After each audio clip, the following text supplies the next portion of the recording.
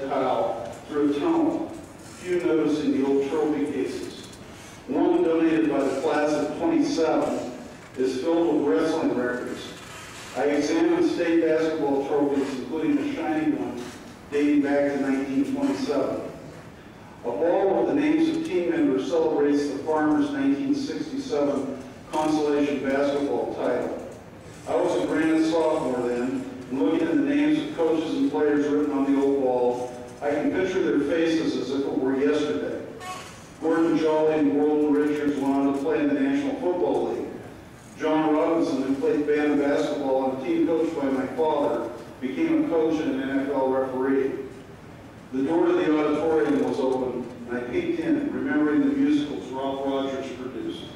Steve Hess, Granite's principals, wandered over to ask what I was doing.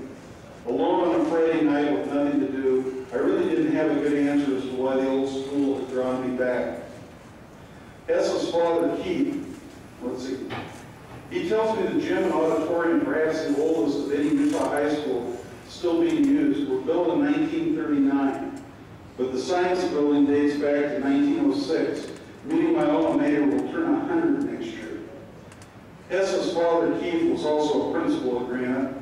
Steve doesn't think a father and son have ever served as principals of the same school in the history of Granite School District. There are ghosts around here, said Hess, whose father passed away at about the same time Steve took the job. Once, Hess had some rare time to kill before a football game and cleaned out the closet in his office. He found his father's old winter jacket hanging there with a new pair of gloves in the pocket. Though I have great memories of the old gym and auditorium, a ghost haunts me as well as I trudge up the steep stairs to the balcony, where I look down on the dimly lit gym with the floor built over heavy springs. The balcony and its hard bench seats are coated with white paint. The sidelines are steep, and even with a much smaller crowd than those in my day, it is hot. Cheerleaders, their uniforms hardly changed from 1969, stood in the same place as always. The bleachers on the floor were gone, finally condemned after too much use.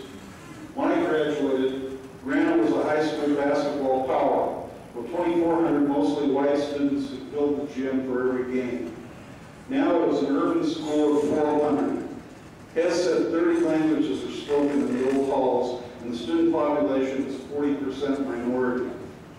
I look down on the old wooden practice backboards that bent in half on the game day.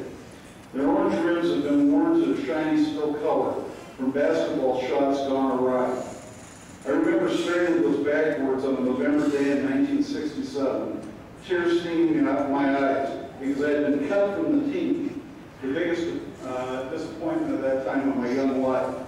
I compensated by becoming a sports writer for the school paper so I could hang out with my buddies.